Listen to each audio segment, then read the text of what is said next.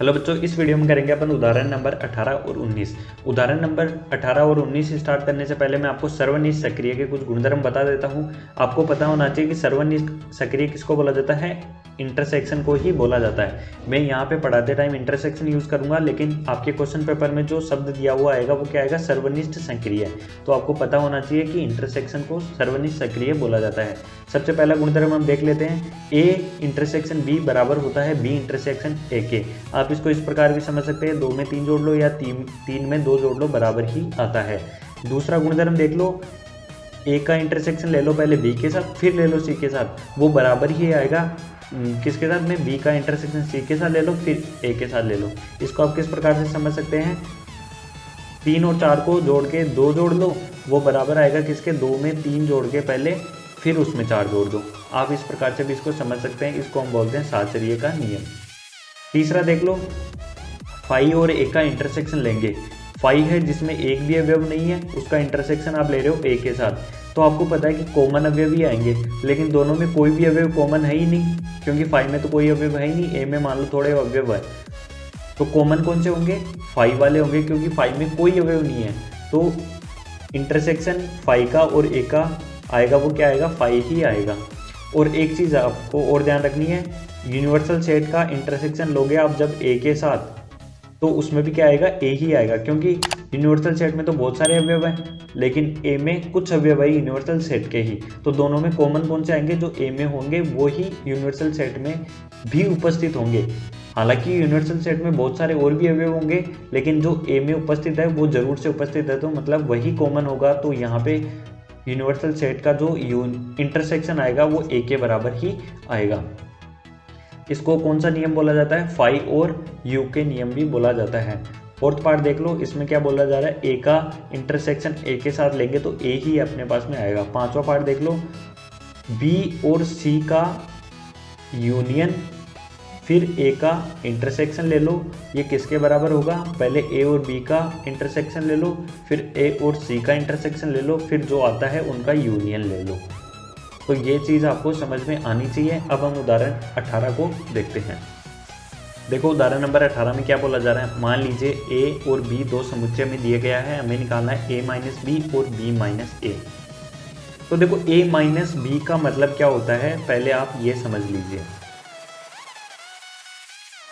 ए minus B, इनको हम बोलते हैं समुच्चयों का अंतर। तो देखो ए माइनस बी का मतलब क्या होता है, समुच्चय ए और बी का अंतर उन अवयवों का समुच्चय है जो ए में है परंतु बी में नहीं है, जबकि ए और बी को इसी क्रम में लिया जाएगा। प्रतीकात्मक रूप से ए माइनस बी इनको लिखते हैं और हम इनको पढ़ते हैं ए अंतर बी। तो ए माइनस बी का मतलब क्या हुआ कि वो समुच्चय जो ए में है परंतु बी में नहीं है। ठीक है, क्या बोलना चाह रहा हूँ, उदाहरण से समझो। इसको उदाहरण को हम सोल्व कर लेते हैं। ए में देखो कौन कौन से अवयव दिए गए हैं, 1 2 3 4 5 और 6। और बी में देखो कौन कौन से अवयव दिए गए हैं, 2 4 6 और 8।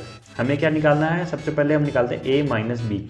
हमें वो अवयव चाहिए जो ए में तो है लेकिन बी में नहीं होने चाहिए। तो देखो ए में तो 1 से लेकर 6 तक है, लेकिन बी में देखो 2 4 6 और 8 है। तो हमें सिर्फ वही अवयव लेने हैं जो ए में उपस्थित है। तो देखो 1 3 5, ठीक है, ये वो अवयव है जो ए में तो उपस्थित है लेकिन बी में नहीं है। नॉर्मल रूप से समझो तो देखो आपको देख के ही समझ में आ रहा है कि ए के अवयव में से बी के अवयव हटा दो तो हमारे पास में ए माइनस बी आ जाएगा। और बी माइनस ए कैसे आएगा, बी के अवयवों में से ए के अवयव हटा दो तो हमारे पास में क्या आ जाएगा, बी माइनस ए आ जाएगा। तो देखो बी माइनस ए कैसे निकालेंगे, बी के कौन कौन से अवयव है, 2 4 6 और 8। 2 4 6 और 8, इनमें से ए के अवयव हटा दो। तो देखो ए में कौन कौन से अवयव है, 2 4 और 6, ये ए में उपस्थित है तो इनको हटा दो, क्या बचेगा, सिर्फ 8 बचेगा। इस तरीके से हम ए माइनस बी और बी माइनस ए निकाल सकते हैं। यहाँ से आपको एक चीज़ और भी समझ में आ रही होगी कि ए माइनस बी हमेशा बराबर नहीं होता है बी माइनस ए के। हाँ, कुछ केसेस होते हैं जिसमें ए माइनस बी माइनस ए के बराबर हो जाता है, लेकिन हमेशा नहीं होता है, ये बात आपको याद रखनी है। यहाँ पे अपना उदाहरण नंबर 18 समाप्त हो गया। अब हम देखते हैं अगले पेज में उदाहरण नंबर 19। देखो उदाहरण नंबर 19 में क्या बोल रहा है, मान लीजिए v और b हमें दिया गया है। v समुच्चय को मैं लिख देता हूँ a e i o u और बी में देखो क्या क्या दिया गया है, ए, आई, के और यू। हमें क्या निकालना है, v माइनस बी। तो v माइनस बी को हम एक तरीके से और भी समझ सकते हैं कि v के वो अवयव लेने हैं जो b में उपस्थित नहीं है। ठीक है, तो ये वही बात होगी कि v के अवयवों में से b के अवयव घटा दो तो भी हमारे पास में ये आ जाएगा। तो v के वो अवयव जो b में उपस्थित नहीं है, तो देखो a इसमें है और इसमें भी है तो a को नहीं लेना है, e इसमें है लेकिन इसमें नहीं है तो इसको ले लो, आई देखो आई इसमें भी है और इसमें भी है तो इसको छोड़ देते हैं, ओ देखो इसमें है इसमें नहीं है तो ओ को ले लो, और यू देखो यू इसमें है और इसमें है तो बस ये दो अवयव ही अपने पास में v माइनस बी में आएंगे। अब देखो b माइनस वी हम कैसे निकालेंगे, वो अवयव जो b में है लेकिन v में नहीं होने चाहिए। तो देखो a इसमें भी है और इसमें भी है तो a को नहीं लेंगे, i इसमें है और इसमें भी है तो देखो i को भी नहीं लेंगे, k इसमें है लेकिन इसमें नहीं है तो हम k को ले लेंगे, और u देखो इसमें है और इसमें भी है तो u को हम नहीं लेंगे। तो सिर्फ एक अवयव आएगा, वो आएगा k। आशा करता हूँ आपको उदाहरण नंबर 18 और उदाहरण नंबर 19 समझ में आया होगा। अगर आपको ये वीडियो पसंद आया तो वीडियो को लाइक कीजिए। ऐसे ही और वीडियोस देखने के लिए आप हमारे चैनल को सब्सक्राइब कर सकते हैं। अपना कीमती समय देने के लिए धन्यवाद।